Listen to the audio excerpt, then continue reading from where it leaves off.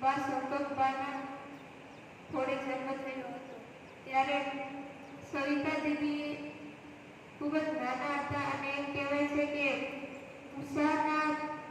ભગવતી ઉષા જ્યારે પોતાનો પ્રકાશ પૃથ્વી પર પાથરી રહી હતી ત્યારે ભગવતી રૂપી એક સ્વર્ગમાંથી ઉતરેલી દેવકન્યા રૂપી આ બાળકીનો જન્મ બ્રાહ્મણ મુહૂર્તની અંદર સંતોષબાના થોડે થયો હતો.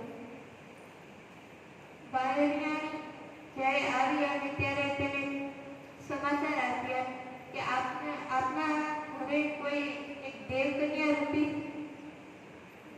બાળકીનો જન્મ થયો છે. ત્યારે નાનજી શેઠ ખૂબ જ હરખાયા અને ભાવ વિભોર બની ગયો.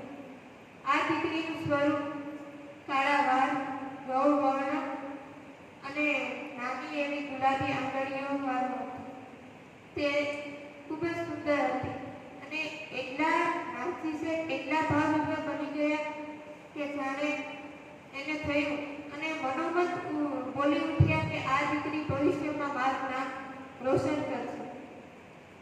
માતા સંતોષબા એટલે એ ભગવતીના ને પોતાના આરાધ્ય દેવ માનતા અને ભગવતીના તે ઉપાસક હતા.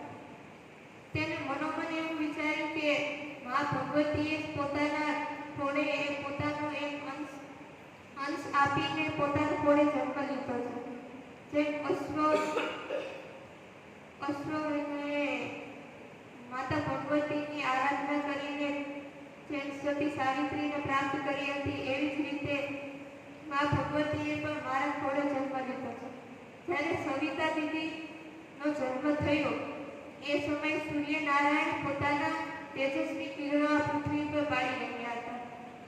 એટલે એમ કહેવાય છે કે એ પ્રતિકરૂપી સવિતા દીદી છે તે એ સૂર્યના પ્રતિકરૂપી એટલે કે એનું નામ સવિતા ત્યાંથી રાખવામાં આવ્યું. એટલે પોતાની માતાને ખબર નથી કે આ મારી દીકરી ભવિષ્યમાં કેટલી બાલિકાઓનું ભવિષ્ય ઉજ્જવળ કરશે. અજ્ઞાન રૂપી અંધકારમાંથી પ્રકાશ રૂપી અજવાળામાં મારી દીકરી આ કેટલી દીકરીઓને આગળ લઈ જશે. એવામાં એક પ્રસંગ બને છે કે જ્યારે ઈસ્ટ આફ્રિકાના યુગાન્ડા જિલ્લા ગામમાં એક શાળા હોય છે. તે શાળાની અંદર બહુ એટલું ખાસ શિક્ષણ આપવામાં નહોતું આવતું, પરંતુ કહેવાય છે કે નાનજીભાઈ કાલિદાસ મહેતા છે તેને પોતાના ધંધાર્થે જિંજા અને મુંબાસા જવા આવવાનું રહેતું. એટલે બધી જ જવાબદારી માતાની ઉપર આવી અને તેને છૂટકો નહોતો કે સવિતા દીદીને ભણાવવા. એટલા માટે તે પોતાના ઘરની નજીક એક ભુરિયા પ્રાથમિક શાળા હોય છે એટલે તે પોતાની દીકરીને ત્યાં ભણવા મૂકે છે. અને એ પ્રસંગ દરમિયાન એવું બને છે કે જ્યારે સવિતા દીદી છે તે શાળાએ જાય છે એટલામાં એક એવો પ્રસંગ બને છે કે પોતાના વર્ગખંડની અંદર એક શિક્ષિકા હોય છે. તે બાળકોને પ્રશ્ન પૂછે ત્યારે એક બાલિકા સમયસર એનો જવાબ ન આપતા તેને ફૂટપટ્ટી વડે માર મારવામાં આવે છે. આ દ્રશ્ય જોઈને સવિતા દીદી ખૂબ ગભરાઈ જાય છે અને તેના કોમળ મનની ઉપર તેની છાપ છપાઈ જાય છે. એટલામાં તે નિર્ણય લે છે કે હવે મારે ભણવા જવું નથી.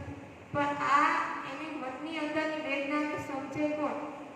એટલા માટે તેને પાડોશમાં રહેતી પી મહેતાની દીકરી વિજયા અને સવિતા બંને નક્કી કરે છે કે હવે પછી અમારે શાળાએ જવું નથી. તે દરરોજના નિત્ય સમય મુજબ ઘરેથી ભણવા તો નીકળે, પરંતુ ઝાડ આવે ત્યાં રમવા બેસી જાય અને જ્યારે શાળાએથી છૂટવાનો સમય થાય ત્યારે બંને છૂટીને ઘરે આવે. પરંતુ ભણવા જઈને આમ કરતા એક અઠવાડિયું વીત્યું અને તેના શાળાના આચાર્યને થયું કે આ બંને દીકરીઓ કેવી રીતે શાળાએ આવતી નથી? શું તેને કોઈ તકલીફ છે કે કોઈ બીમારી છે? એટલા માટે તે સંતોષબાના ઘરે આવે છે અને સંતોષબાને પૂછે છે, શું સવિતા હમણાં બીમાર છે?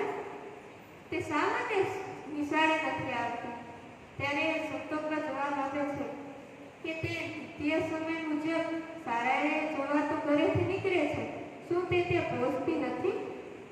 ત્યારે સંતોષબા છે તે પોતાની દીકરીને બરાબર રીતના ઓળખતા હોય છે અને તે સમજી જાય છે કે આ નિશાળે જવા તો નીકળે છે પણ નિશાળે પહોંચતી નથી, રસ્તામાં ક્યાંક રમવા બેસી જાય છે.